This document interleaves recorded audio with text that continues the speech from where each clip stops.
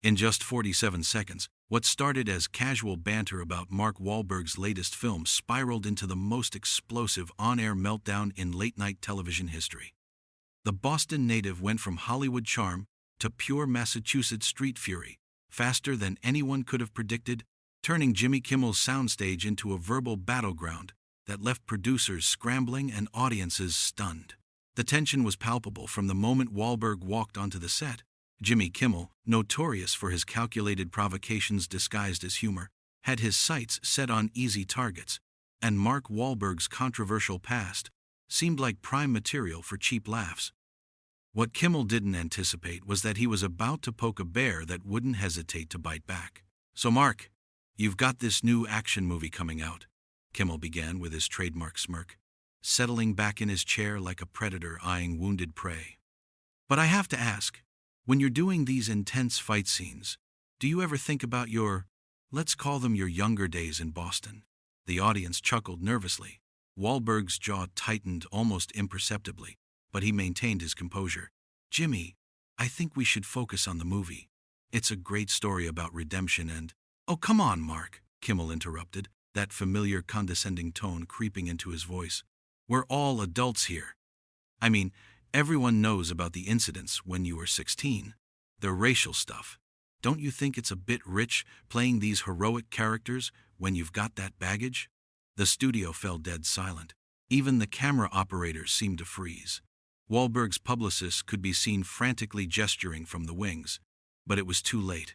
The line had been crossed. "Excuse me?" Wahlberg's voice dropped to a dangerous whisper. "What did you just say?" Kimmel, apparently mistaking the actor's restraint for weakness, doubled down with a laugh that sounded increasingly hollow. "I'm just saying, it's interesting how Hollywood works, right? A little controversy, a few apologies, and suddenly, you're America's sweetheart. Must be nice to have that kind of privilege." The transformation in Wahlberg was immediate and terrifying. The polished movie star facade cracked, revealing something raw and genuinely angry underneath. "You want to go there? Really? On your little comedy show?"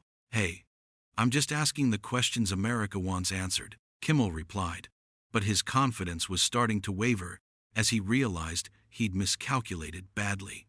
"You've made millions playing the tough guy, but when someone brings up your actual past—" "My actual past?" Wahlberg leaned forward, his voice rising. "You want to talk about my past? Let's talk about it. I was a stupid kid who made terrible mistakes. I've spent decades trying to make up for it, working with communities, trying to be better.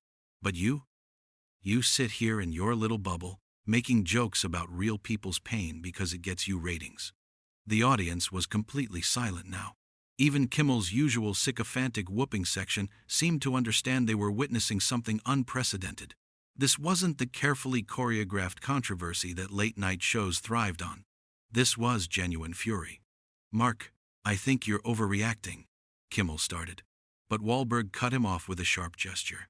"Overreacting? You just accused me of getting away with racism because of privilege on national television, while I'm here trying to promote a movie that employs hundreds of people." His Boston accent was getting thicker with each word. "You don't know shit about my life or what I've been through." Kimmel, sensing he was losing control of the situation, tried to deflect with humor, his usual escape route. Okay, let's all calm down here. I didn't mean to hit a nerve, although I have to say, this is great television." That comment proved to be the spark that ignited the powder keg. Wahlberg stood up abruptly, his chair scraping loudly against the floor. "Great television? You think my pain is great television? You think decades of trying to make amends for the worst mistakes of my life is entertainment for your audience?" The cameras kept rolling, but several crew members were looking toward the control booth for guidance. This had gone far beyond the usual talk show drama. Kimmel, realizing his mistake but unwilling to back down publicly, pressed forward with increasing desperation. "Look, Mark, I get that you're sensitive about this, but—" "Sensitive?" Wahlberg's voice cracked like a whip. "I'm not sensitive, Jimmy. I'm pissed. There's a difference. You want to be edgy? You want to push buttons? Try pushing them on someone who deserves it, not someone who spent half their life trying to make things right." The host's face was flushed now, his usual composure completely shattered. The power dynamic had flipped entirely. Kimmel was no longer the clever provocateur, but a cornered animal lashing out. "I'm just doing my job, asking tough questions." "Your job?" Wahlberg laughed bitterly. "Your job is to make people laugh, not to tear them down for sport. But I guess when your ratings are in the toilet, you'll do anything for attention, right?" The personal attack hit its mark. Kimmel's face darkened, and for the first time, his mask of affable host completely slipped away. "At least I didn't spend my youth terrorizing minorities in the streets of Boston." The words hung in the air like a toxic cloud. Even the usually unflappable band members looked shocked. This wasn't comedy anymore. This was character assassination on live television. Wahlberg's response was measured but deadly. And there it is. The real Jimmy Kimmel. Not the funny guy, not the lovable host. Just another bitter Hollywood hack who tears people down because he can't build himself up. But Kimmel wasn't finished. In a moment that would define his career for all the wrong reasons, he decided to go nuclear. "You know what, Mark? Maybe you're right. Maybe I should ask the tough questions to people who deserve it. So let me ask you this. How does it feel knowing that every minority actor in Hollywood has to work twice as hard because guys like you get second chances while they don't even get first ones?" The studio gasped collectively. Even Kimmel's own producers were frantically signaling from the control booth. But he was beyond caring. Years of simmering resentment toward Hollywood's redemption narratives came pouring out in the most toxic way possible. Wahlberg's face went stone cold. When he spoke, his voice was barely above a whisper, but it carried more menace than any scream could have. "You just crossed a line you can't uncross, Jimmy. And you did it on purpose." "Oh, did I?" Kimmel's voice was dripping with fake innocence, but his eyes betrayed his panic. He knew he'd gone too far, but his ego wouldn't let him back down. "I thought we were just having an honest conversation about accountability." Accountability?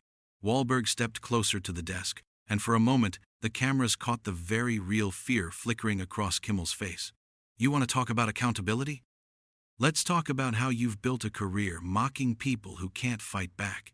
Let's talk about how you hide behind comedy to say shit you'd never have the balls to say in real life."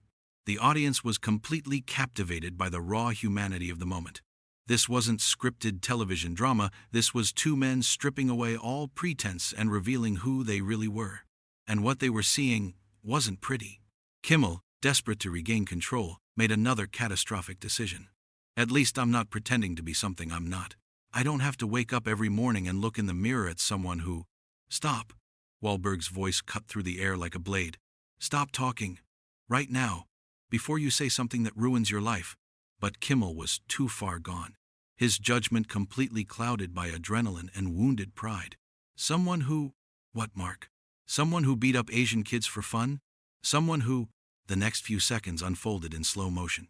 Wahlberg moved around the desk with surprising speed, not threateningly, but with the purposeful stride of someone who'd reached their absolute limit.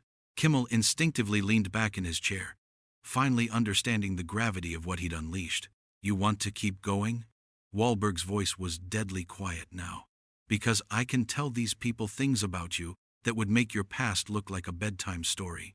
I know where the bodies are buried in this town, Jimmy, and right now, you're digging your own grave." The threat wasn't physical. It was something much more dangerous. The promise of exposed secrets, of carefully constructed images being shattered. In Hollywood, that was often worse than violence. Kimmel's face had gone pale, beads of sweat visible on his forehead under the studio lights. "Mark, I think we should—" "No." Wahlberg's interruption was sharp and final. "You don't get to de-escalate now. You wanted to play this game, so let's play it. You want to talk about my mistakes? Fine. I was 16 years old. Scared, angry, and stupid. I hurt people, and I've spent the last 30 years trying to make it right.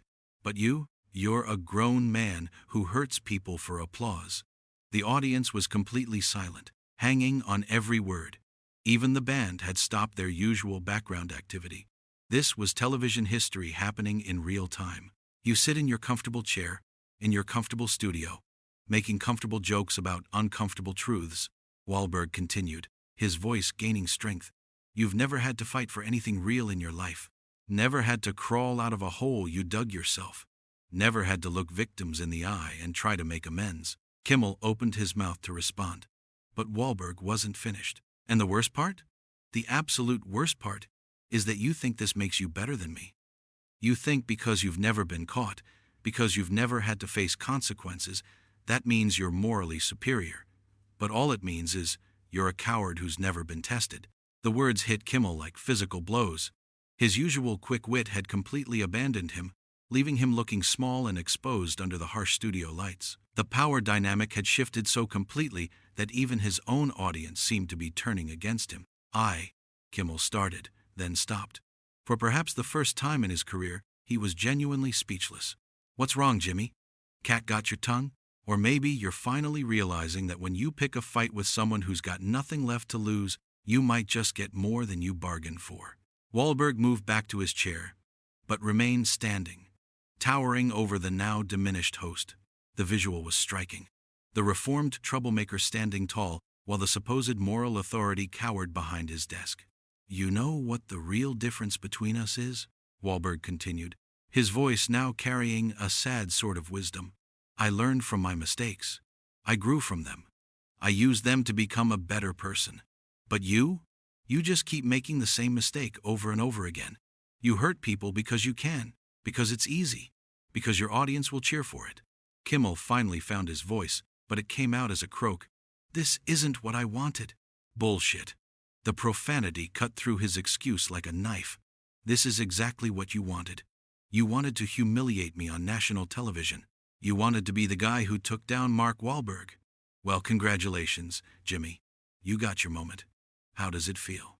The question hung in the air, but before Kimmel could answer, Wahlberg delivered what would become the most quoted line of the entire confrontation.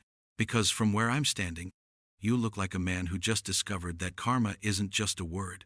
It's a promise. The studio fell into absolute silence. Even the crew members had stopped moving, transfixed by the raw honesty of the moment. Kimmel sat frozen in his chair, his face a mask of shock and growing realization about what he'd just done to his own career. But the confrontation was far from over. If anything, Wahlberg was just getting started, and the worst was yet to come. What happened next would be replayed on social media for weeks. Wahlberg, his composure completely intact despite the nuclear warfare happening around him, reached into his jacket pocket and pulled out his phone. The simple gesture sent waves of panic through the production team. You know what, Jimmy? Since we're being so honest tonight, let me share something with your audience. His thumb moved across the screen with deliberate precision. I've got a text here from your own producer. Want to guess what it says? Kimmel's face went from pale to ashen. Mark, don't. It says, and I quote, make sure you hit him hard on the Boston stuff. Ratings have been shit and we need a viral moment. Wahlberg looked up from his phone, his eyes boring into Kimmel's soul. So this wasn't spontaneous commentary, Jimmy. This was a planned ambush. The studio erupted in shocked murmurs. Even Kimmel's loyal audience couldn't ignore the implications of what they'd just heard. The host's mouth opened and closed like a fish gasping for air, any remaining credibility evaporating in real time. That's taken out of context, Kimmel stammered, but his voice carried no conviction. The damage was done, and everyone in the studio could see it. Out of context? Wahlberg laughed, but there was no humor in it.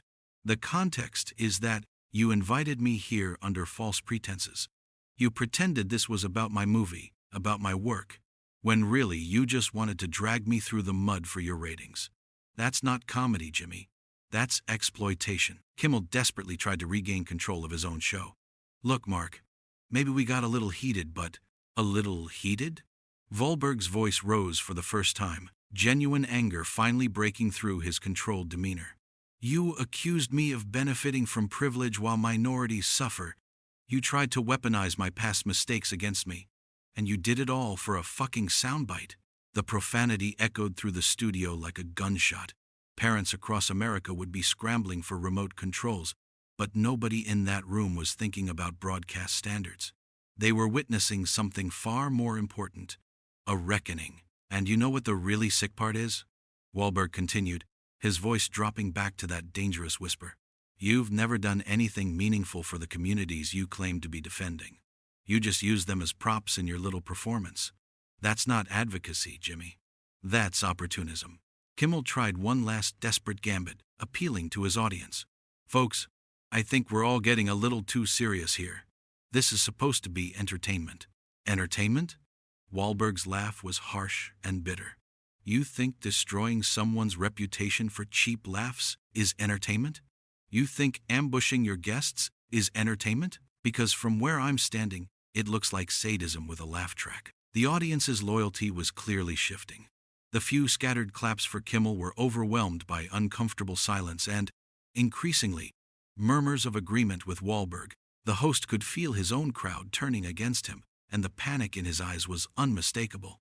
I've been in this business for decades, Wahlberg continued, his voice now carrying the weight of hard-earned wisdom. I've worked with thousands of people, from grips to A-listers. And you know what I've learned? The people who have to tear others down to build themselves up never last. They might have a moment, a few years, maybe even a decade. But eventually, people see through the act. He paused, letting the words sink in before delivering the killing blow. Tonight, America got to see the real Jimmy Kimmel. Not the funny guy from TV. Not the lovable late-night host. They saw a man who would rather destroy someone else than do the hard work of being genuinely entertaining. And I don't think they like what they saw. Kimmel's face was a mask of defeat. His shoulders had slumped, his confident posture completely gone. For the first time since the confrontation began, he looked like what he truly was. A bully who'd finally picked on someone who could fight back. Mark, he started. But Wahlberg cut him off with a raised hand. Save it, Jimmy. We both know you don't mean it. You're not sorry for what you said. You're sorry you got caught. You're not sorry for trying to hurt me. You're sorry it backfired. Wahlberg straightened his jacket and looked directly into the main camera. To everyone watching at home, I came here tonight to talk about a movie I'm proud of, made with people I respect, telling a story I believe in. Instead, I got ambushed by a host who thought my pain was his punchline. That tells you everything you need to know about the difference between us. He turned back to Kimmel one final time. I've spent 30 years proving that people can change, that mistakes don't have to define you, that redemption is possible if you're willing to do the work.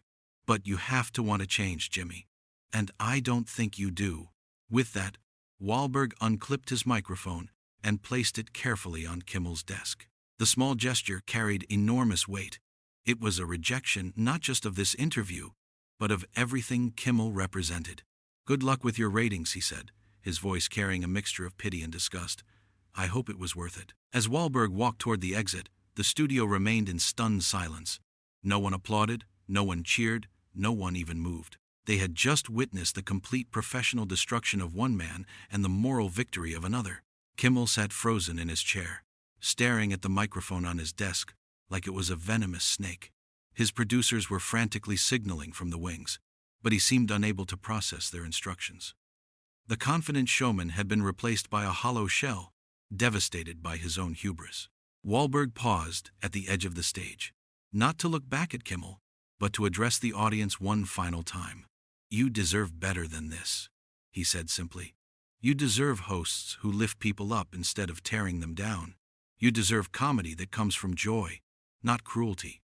And you deserve the truth, even when it's uncomfortable. With that, Mark Wahlberg walked off Jimmy Kimmel's stage for the last time, leaving behind a host whose career would never recover from the nuclear fallout of his own making. The cameras kept rolling for several more seconds, capturing Kimmel's stunned expression and the uncomfortable shuffling of an audience that had just witnessed the death of their host's credibility. In the end, it wasn't Mark Wahlberg who destroyed Jimmy Kimmel's career. Kimmel had done that himself, with his calculated cruelty and his willingness to exploit another person's pain for ratings. Wahlberg had simply held up a mirror and forced everyone to see what was really there. The show would go to commercial, but everyone knew the real show was over. And Jimmy Kimmel's reign as America's beloved late-night host had ended not with laughter, but with the devastating silence of a man who had finally been exposed for exactly what he was,